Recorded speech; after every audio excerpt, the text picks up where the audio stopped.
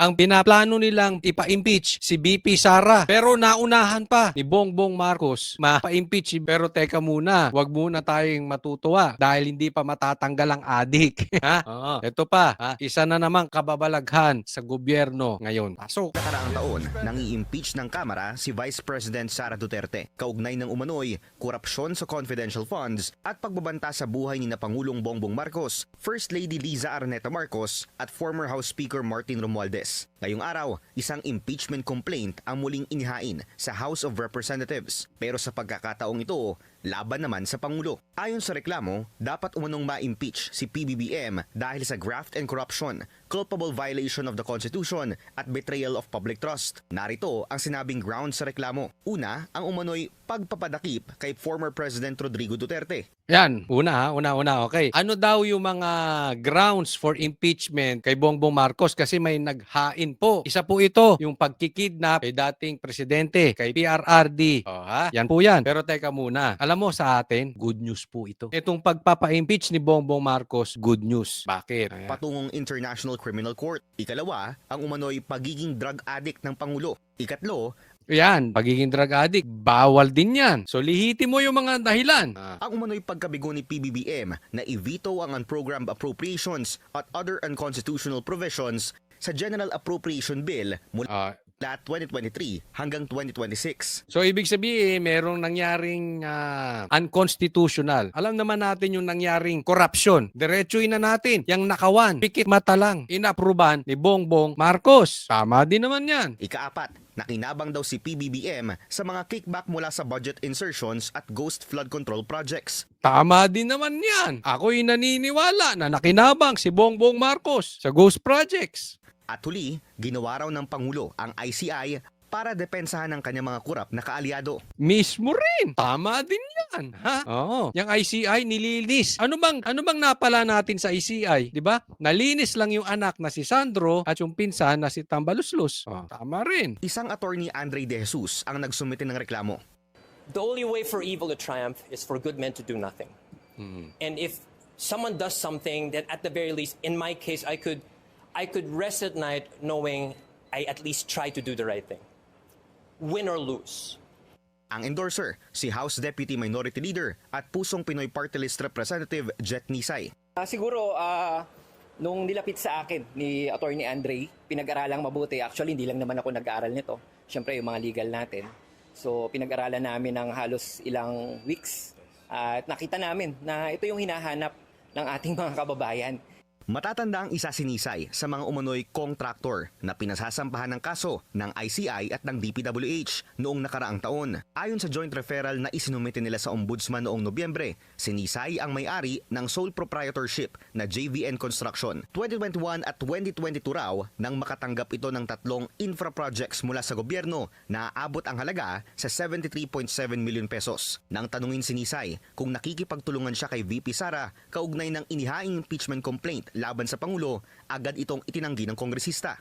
Hindi naman. Ako hindi ako naniniwala na talagang may kuntsabahan si BP Sara. Mamaya, relax lang, tatapusin natin to. Okay, may twist din nito eh. Oh. Sa isang Facebook post, sinabi ng political commentator at public interest lawyer na si Attorney Jesus Falsis na may indicators umano na pro-BBM ang endorser na si Congressman Nisay. Posible Yan. Ito yan. Alam mo, itong si Palsis, may tama diyan, may tama dito. May tama siya dito, ha? Bagamat ito ay hindi ko maintindihan kung ano na ba talaga ang kalagayan nitong Palsis na to. Hindi ko naman nasusubaybayan ang kanyang vlog, no? Pero ito ay sabi protector nasa kampo, sabihin na lang natin, nasa kampo ng administrasyon. Okay? So tama. Itong si Nisay, siya ang isa na bumoto doon sa impeachment ni Sara. Oh, siya din siya nag-create ng Maharlika Investment Fund. Oh, siya din ang nag-close ng Bataan Governor. He is close to Bataan Governor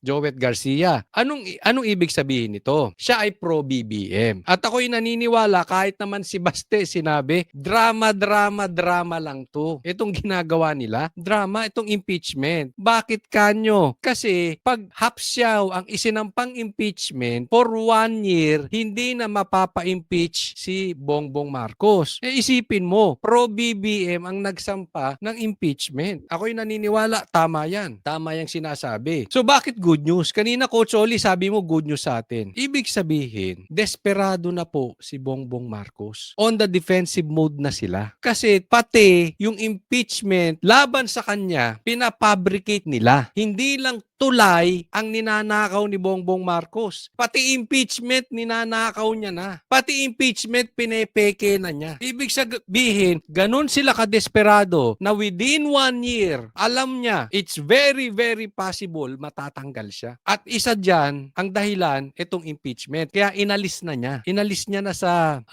inaalis niya na doon sa possibility na magamit yung impeachment. Pero marami namang pamamaraan pa. Pero at least, nabawasan siya. Kaya nga, ito, alam natin, ay drama-drama, pero sa isang banda, nakikita natin na talaga malapit na si Bongbong Marcos at mismo siya, alam niya. Okay, pero may i-discuss ako dito about doon sa Congressman Nisay. dito ba about sa mga sinasabi ni Falsis. Posible rin daw na mahina ang isinampang complaint para mapigilan ng isang mas matibay na reklamo ayon umano sa kanyang source. Matatanda ang isa rin si Nisay sa mga pumirma sa lumusot na impeachment complaint laban kay VP Sara. Tila naging abogado naman noon ni First Lady Liza ang complainant na si De Jesus. Yeah, ito pa ha. Nako, this is very very very obvious, ha. Abogado ni Liza etong nagsampa ng impeachment. Hindi ba pinagluloloko niyo ang taong bayan niyan? Anong makikita mong dahilan na yung abogado nung asawa ang nagsampa para sa impeachment? Bigla-bigla na lang? Bigla-bigla ka na lang nagsalita about sa maling ginagawa ni Bongbong Marcos na dati naman ay hindi. Kuntsabahan ng abogado at ng asawa. Bakit ko po idinidiin ito? Kasi mamaya lang, meron akong ipapakita, kuntsabahan din, di umano, ng isang abogado at saka nung isang tao. Mamaya explain natin. Ito naman,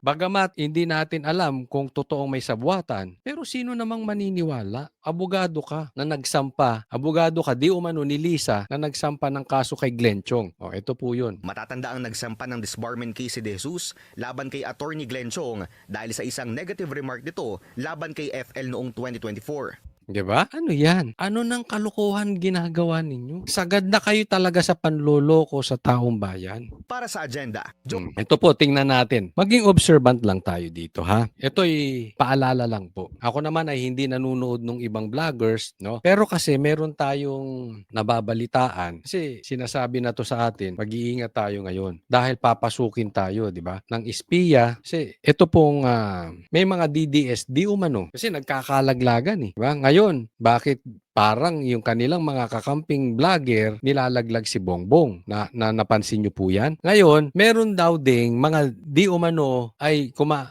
sinisiwalat ang baho ng gobyerno. Minsan natatag pa silang DDS daw, pero hindi mabanatan si Tambaluslos. Mag-iingat po tayo dyan. Kasi kung banat kay Bongbong Marcos, pero hindi mabanatan si Tambaluslos, delikado po yan. Ibig sabihin, chances are, nasa payroll ni Tambaluslos. At hindi po maliit yan. Hindi po maliit ang bigayan pagka yan ay totoo. Or the other way around. Binabanatan si Tambaluslos, pero si Bongbong Marcos ligtas. Pero hindi ako naririnig na ganyan. Pero mas madalas, banat kay Bongbong, pero si Tamba nililigtas. Hindi binabanatan. Ingat po tayo sa mga ganyang politiko. Ingat po tayo sa mga ganyang vloggers.